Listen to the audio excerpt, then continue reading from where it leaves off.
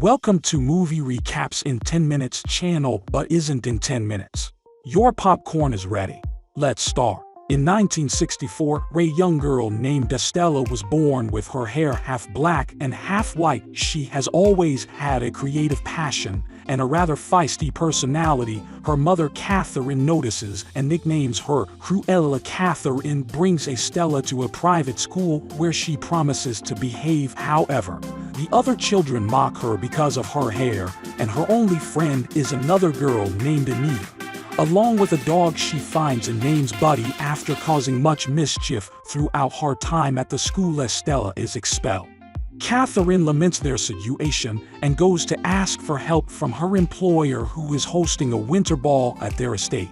Hellman Hall. Catherine instructs Estella to stay in the car, but she steps out for a moment to observe the party. Estella and Buddy sneak into the mansion, where Estella, who has always had love for fashion, is in awe of all the gowns and dresses at the ball. Unfortunately, Buddy gets out, and after Estella chases after him, she is found by a valet named John. Estella escapes him, and Buddy is chased by 3 vicious Dalmatians. Estella runs outside, where Catherine is talking to her employer, Baroness von Hellman. The Dalmatians run past Estella and pounce on Catherine hard enough to push her over the edge of a cliff to her death, which Estella witnesses. The partygoers go outside to see what happened, with the Baroness lying and claiming that Catherine was trying to accost her for money. Estella runs with Buddy and travels in a garbage truck. Estella makes it to Regent's Park in London, where she had wanted to go with her mother,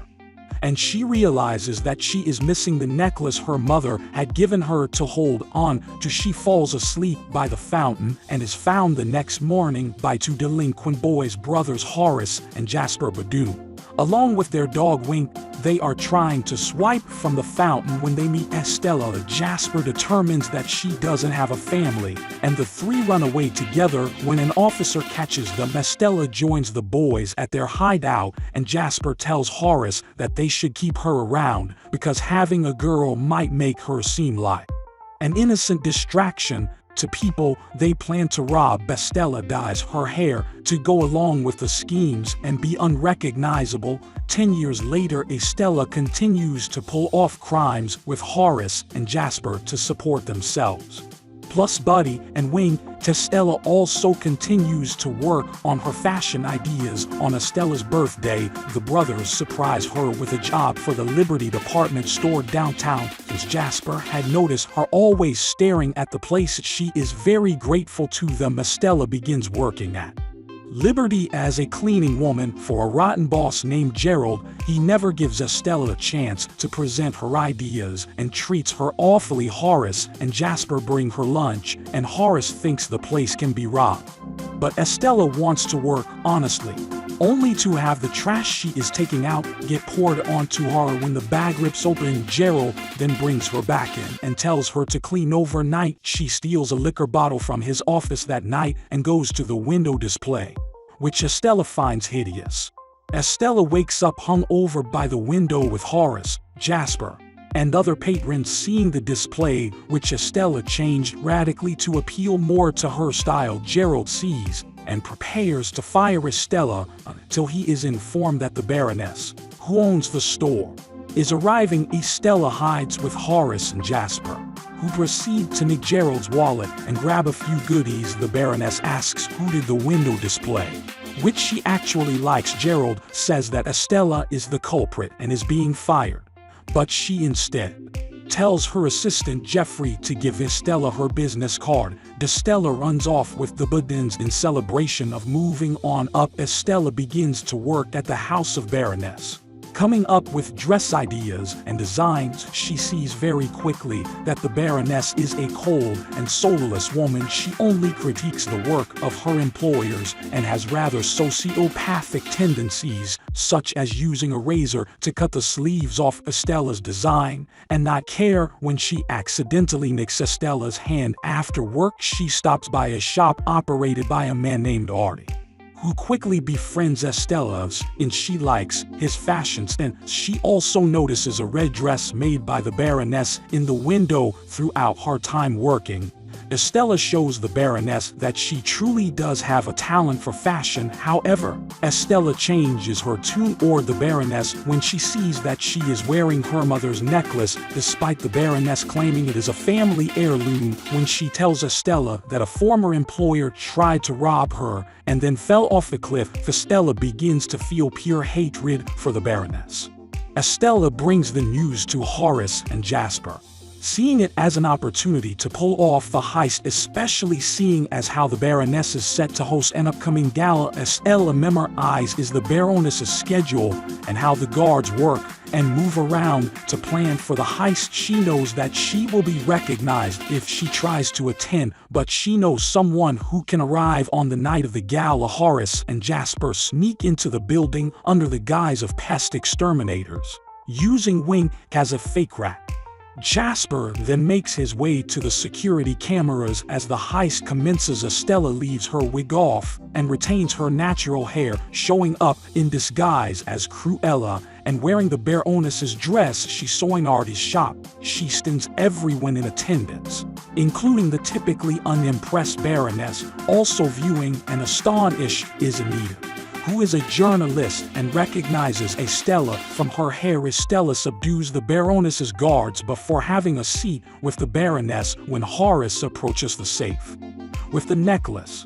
He finds it empty, and Estella sees that the Baroness is wearing it. Just as the Baroness realizes Cruella is trespassing, Jasper sets off some rats into the party, causing a distraction that allows Estella to snatch the necklace off the Baroness and give it to Buddy. Unfortunately, the Baroness's Dalmatians come out, and one of them swallows it. After trying to take it back from Buddy, Estella sees that the Baroness is using a whistle to control the dogs, which is what she also used when Catherine died, meaning the Baroness deliberately called upon her dogs to kill Catherine after their truck is towed.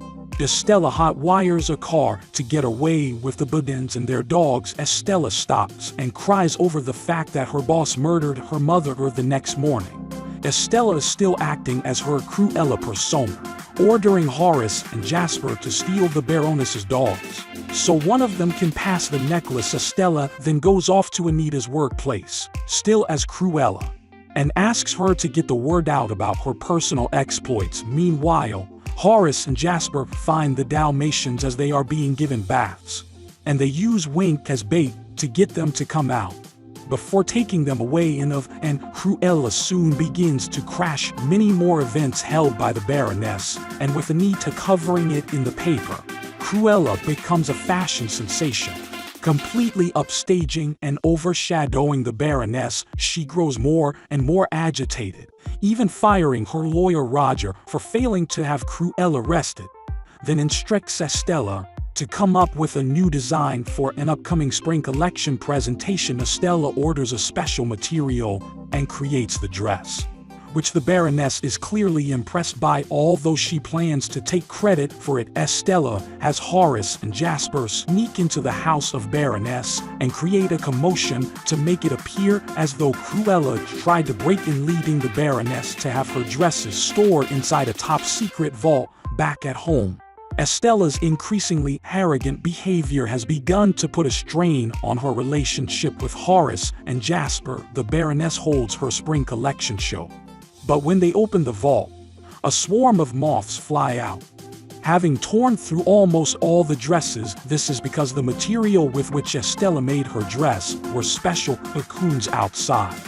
Horace and Jasper, accompanied by Artie, put on a real show where Artie sings "I Wanna Be Your Dog," and Cruella emerges with a dress made of Dalmatian fur, leading the Baroness to think that Cruella killed her dogs. When Estella returns home, she finds Horace and Jasper tied up, with the Baroness and her henchmen having deduced that Cruella is Estella. The henchmen grab Estella and tie her to a chair, with the Baroness planning to have Horace and Jasper framed for killing Cruella in a fire. Estella fires back that she knows the Baroness killed her mother, but by her words, she is implied to have killed others. When she doesn't immediately know who Estella is talking about, she leaves Estella, plus Buddy and Wink, to burn. But Estella sees a mysterious figure coming to get her. The place burns down, and word spreads that Cruella has died. Estella wakes up in John's house. Along with Buddy and Wing, he brings her Catherine's necklace and lets her know that it's been thoroughly bleached,